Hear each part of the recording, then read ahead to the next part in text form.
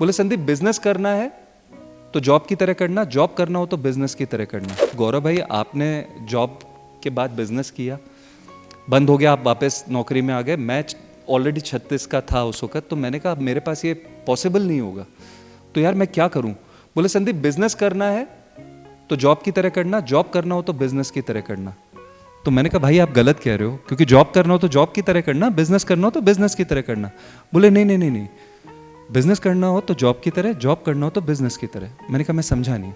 बोले problem business वाले के साथ ये होती है कि उसमें ओनरशिप तो होती है पर वो डिसिप्लिन नहीं होता, क्योंकि उसकी दुकान होती है तो 11 बजे जाएगा, नौकरियों के हवाले करके 5 बजे निकल जाएगा, इसलिए बिजनेसेस फेल होते हैं। और जब कोई बंदा जॉब में होता है तो वो 10 से 6 बैठता तो है पर उसकी ओनरशिप नहीं होती। तो अगर बिजनेस करना हो